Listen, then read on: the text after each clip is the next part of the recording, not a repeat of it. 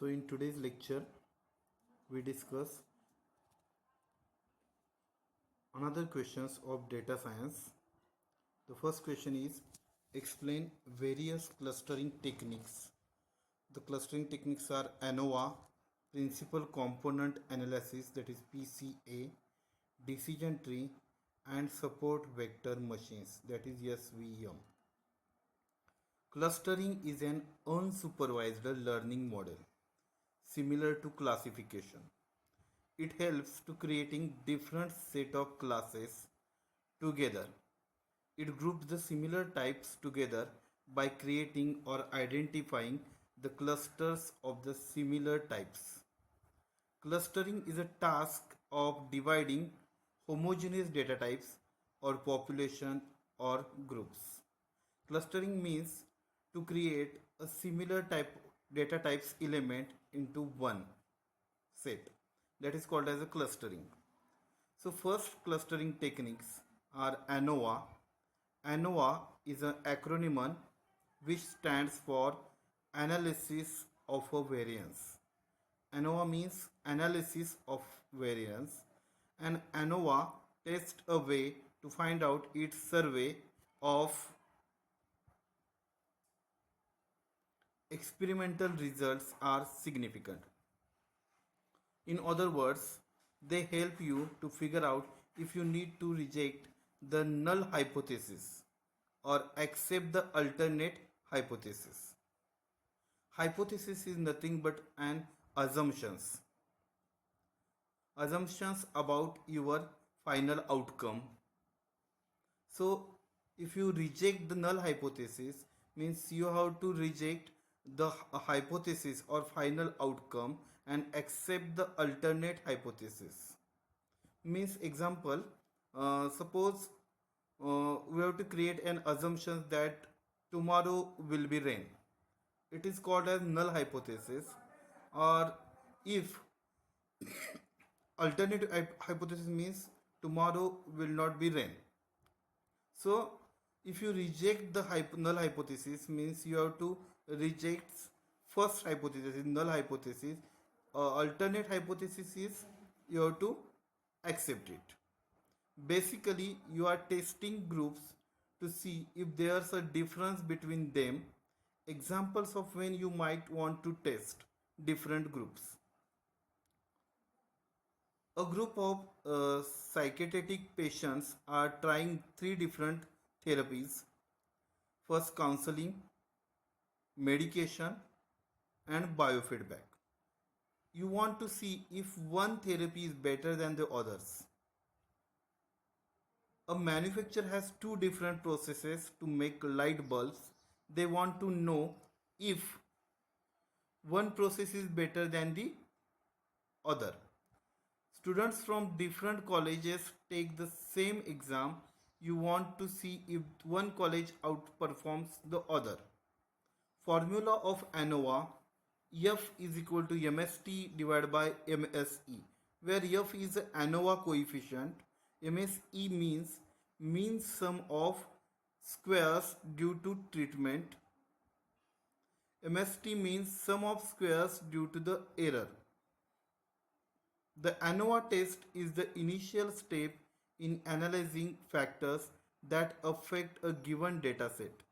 Once the test is finished, an analyst performs additional testing on the methodological factors that measurably contribute to the dataset's inconsistency. The analyst utilizes the ANOVA test results in a F test to generate additional data that aligns with the proposed regression models. This is all about ANOVA test. Second is a principal component analysis technique. PCA is a actually widely covered method of the web, and there are some great articles about it, but only few of them go straight to the point and explain how it works without diving too much into the technicalities and the way and the why of things. That the reasons why I decided to make my own post to present it in a simplified way. Before getting to the explanation, this post provides logical explanations of what PCA is doing in each step and simplicities the mathematical concepts behind it.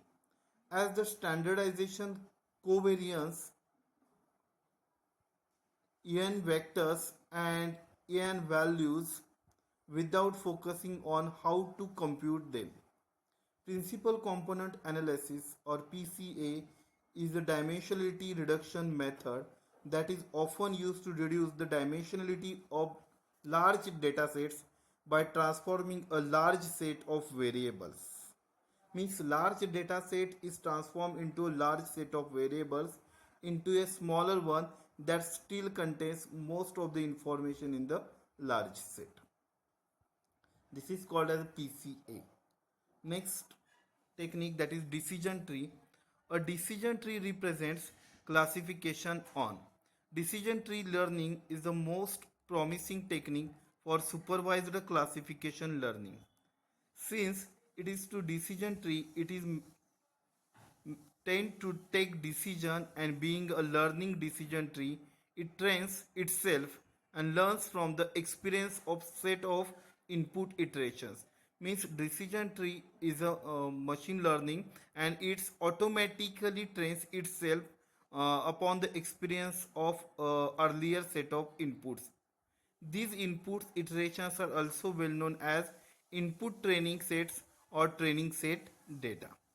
These input iterations are known as input training sets, or it is also called as a training set of data.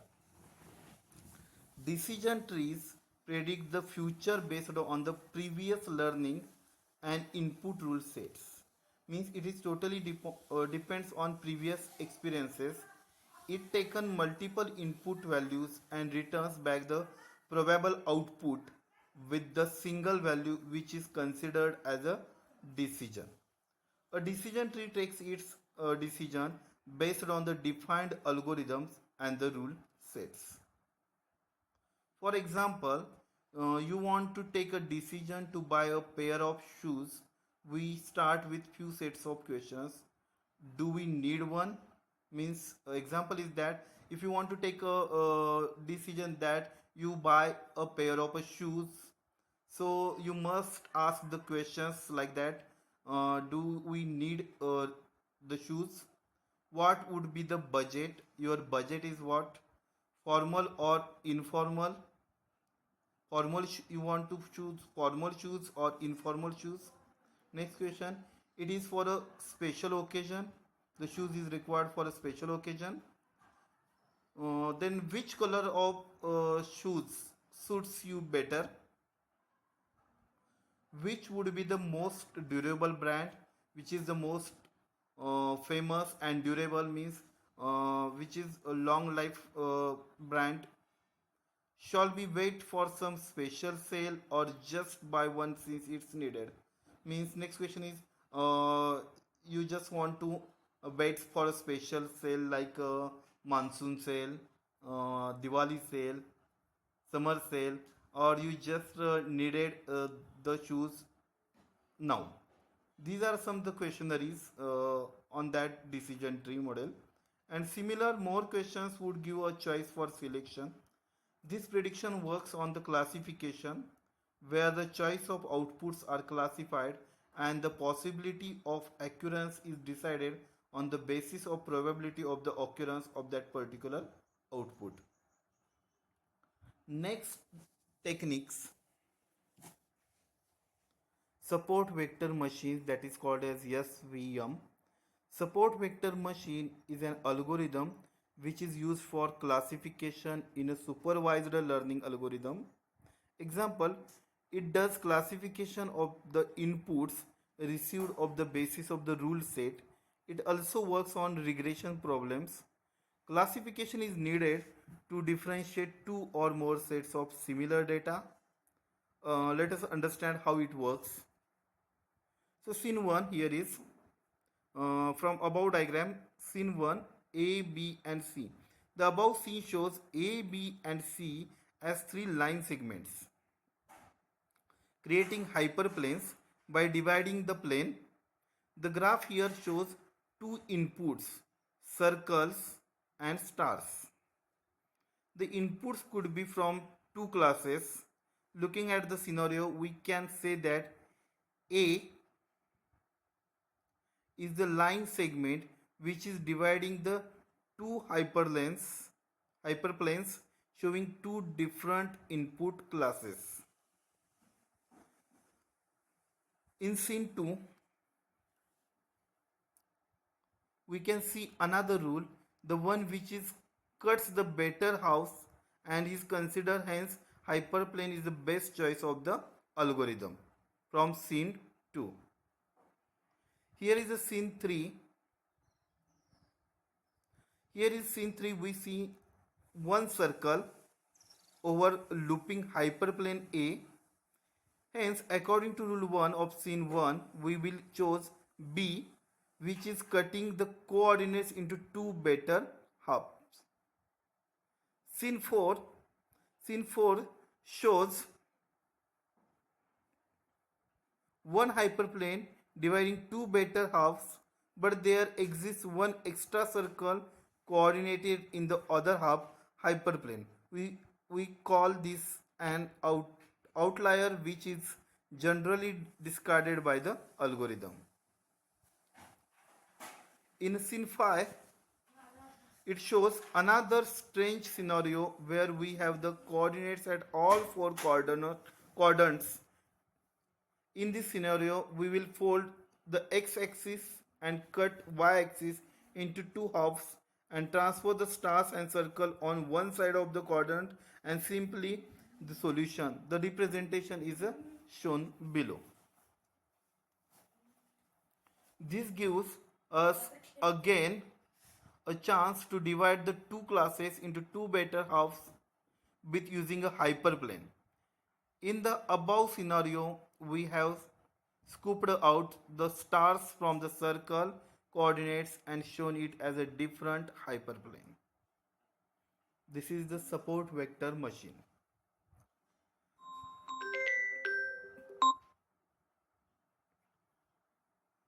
Second question, explain, organize and report superstep.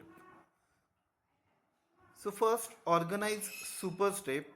The organize superstep takes the complete data warehouse you built at the end of the transform superstep and the subsections it into business specific data marts. A data mart is the access layer of the data warehouse environment built to expose data to the users. The data mart is subset of data warehouse and is generally oriented to specific business group. So first, horizontal style data mart, preferring horizontal style slicing or subsetting of the data warehouse is achieved by applying a filter technique that forces the data warehouse to show only the data for a specific pre-selected set of filtered outcomes against the data populations. Means here is a filtered data and it is accessed only filtered data that is accessed from all of the population. Here is populations means the data. The horizontal style slicing selects the subset or rows from the population while preserving the columns. That is, the data science tool can be seen the complete record for the records in a subset of record. Whereas in a vertical style, it performing vertical style slicing or subsetting of the data warehouse is achieved by applying a filter technique that forces the data warehouse to show only the data for specific pre-selected filtered outcomes against the data populations. The vertical style slicing selects the subset of columns from the populations.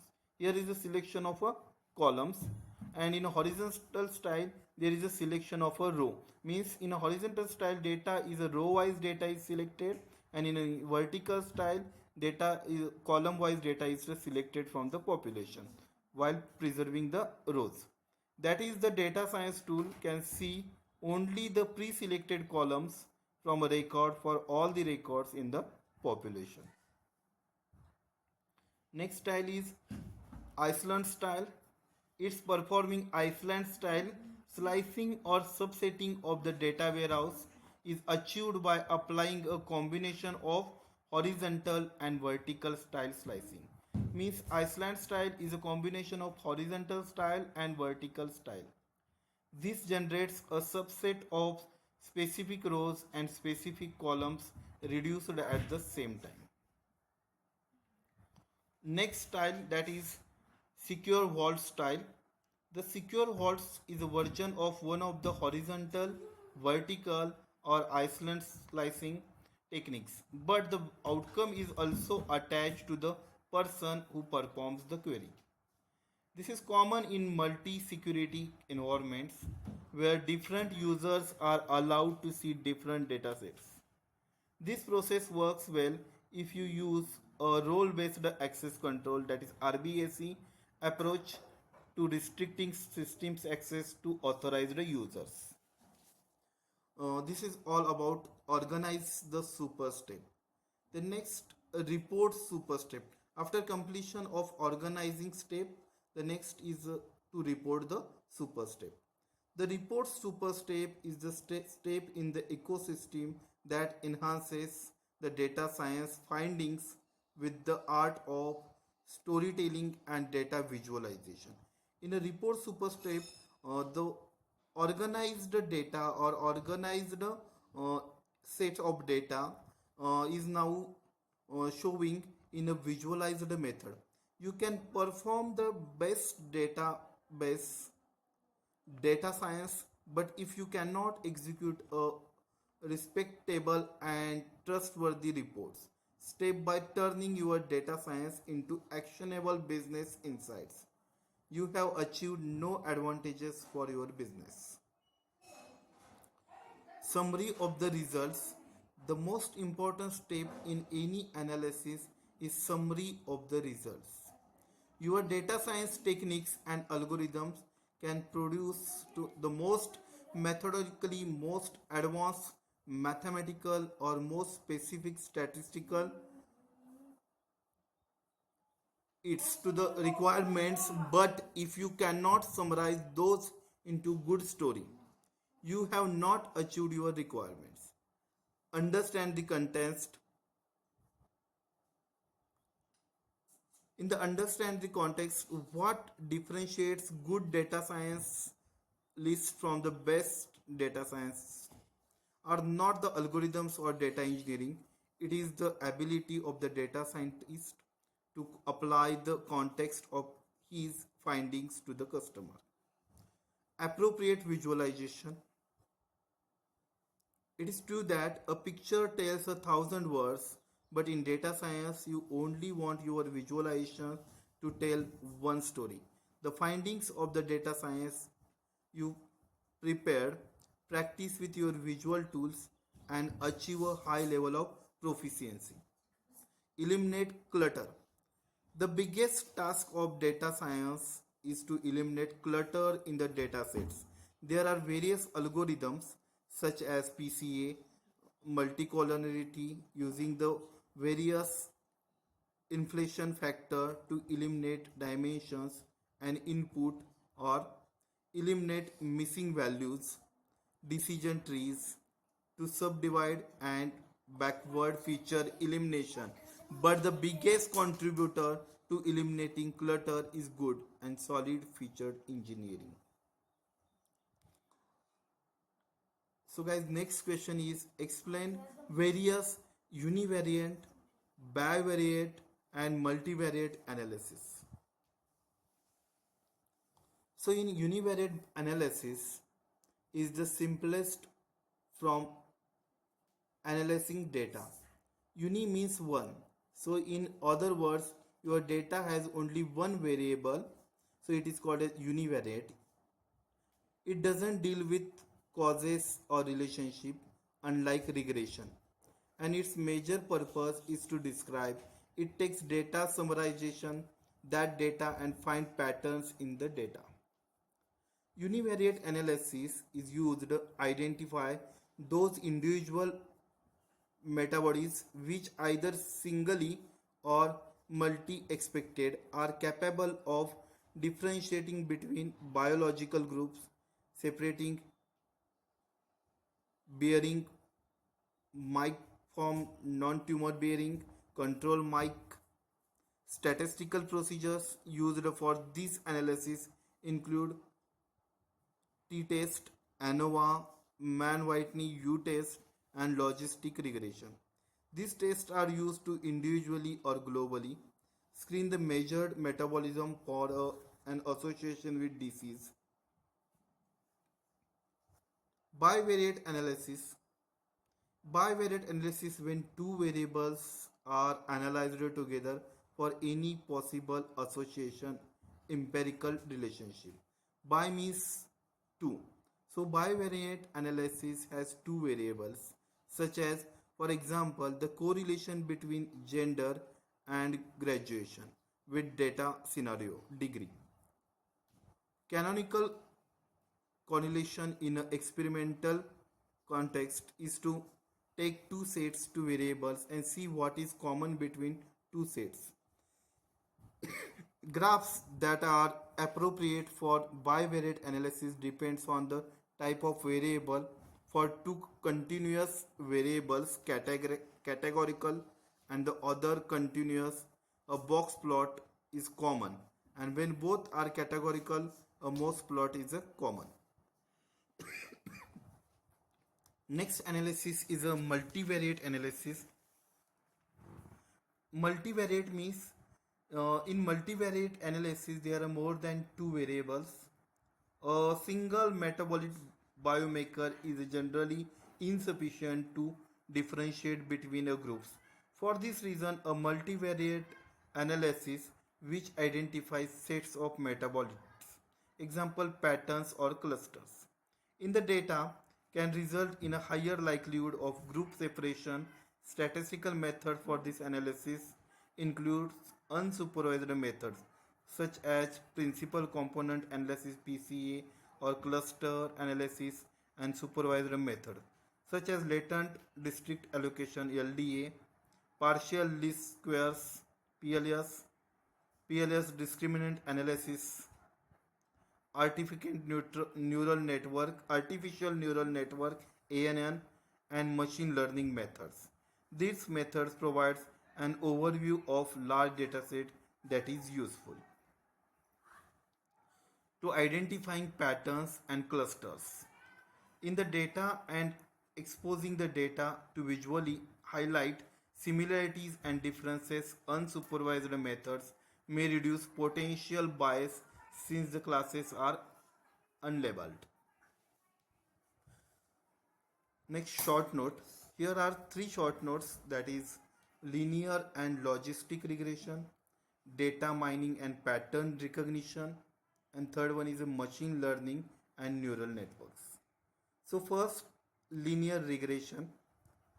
In linear regression is an technique used to model the relationship between several input variables and a continuous outcome variable, and the outcome variable is a linear, means in one line. Although these assumptions may appear restrictive, it is often possible to properly transform the inputs or outcome variable to achieve a linear relationship between the modified input and outcome variables.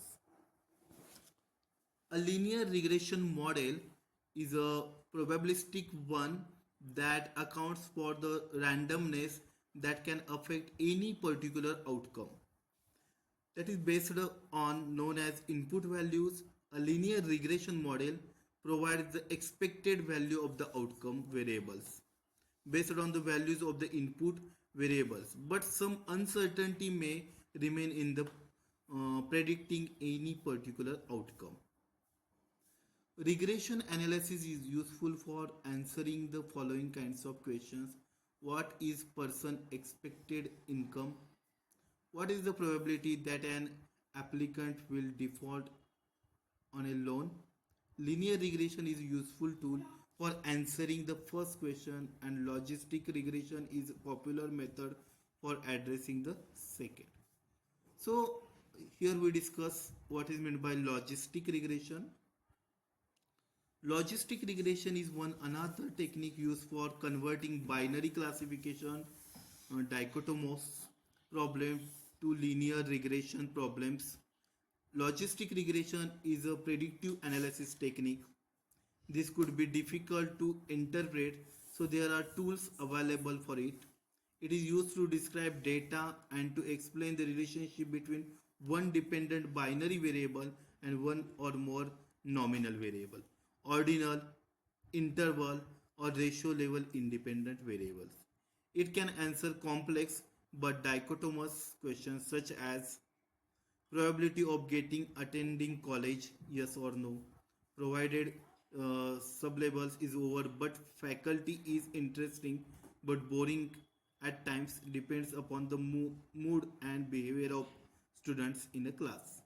Probability of finishing the lunch sent by mother, yes or no, it depends upon multiple aspects. One, mood, uh, two, better options available, three, food test, fourth, scolding by mom, fifth, friends, open treat, and so further.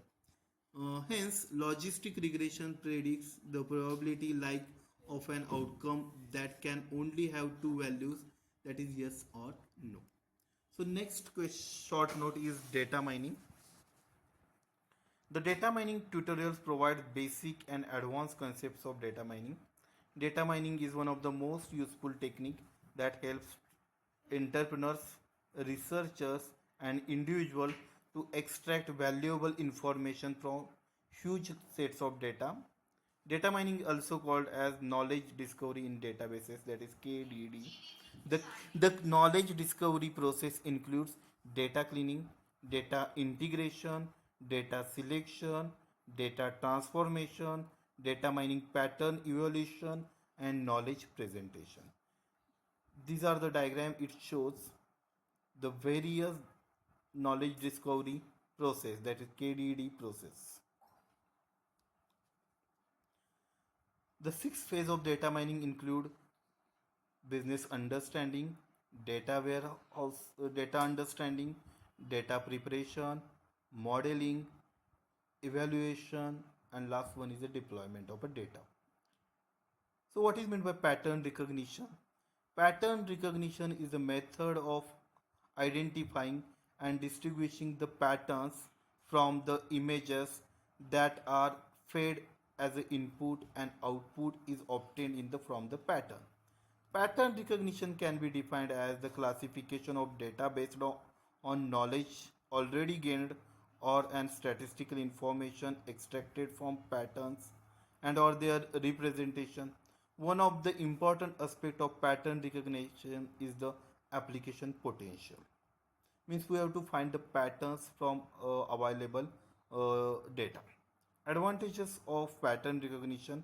Pattern recognition solves classification problems. Pattern recognition solves the problem of fake biometric detection. It is useful for uh, dot pattern recognition for visually impaired blind people. It helps in speaker desiration. Disadvantages. The syntactic pattern recognition approach is complex to implement and it is a very simple for useful. It cannot explain why a particular object is recognized. Example, my face versus my friend's face. So next short note is machine learning.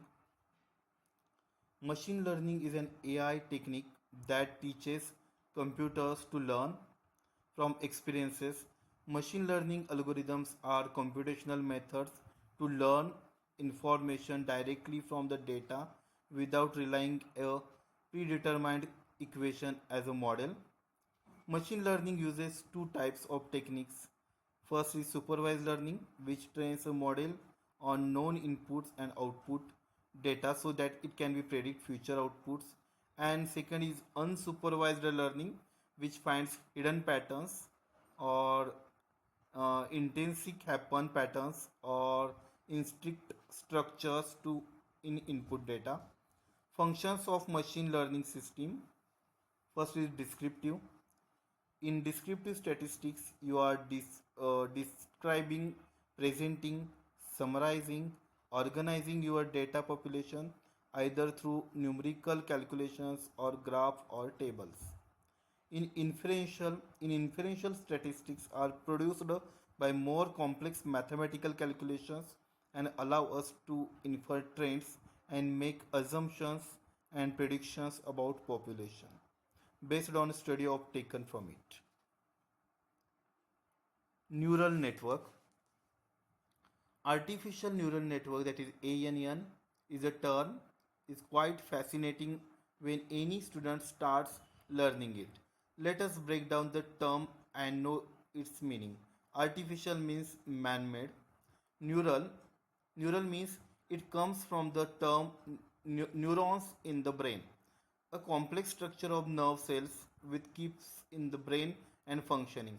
Neurons are the vital part of human brains, which does simply input output to complex problem solving in the brain. Network. Network is a connection of two entities, hence in our case neurons, not just two but millions of them. Neural network is a network of nerve cells in the brain. There are about 100 million neurons in our brain. So that's it, guys.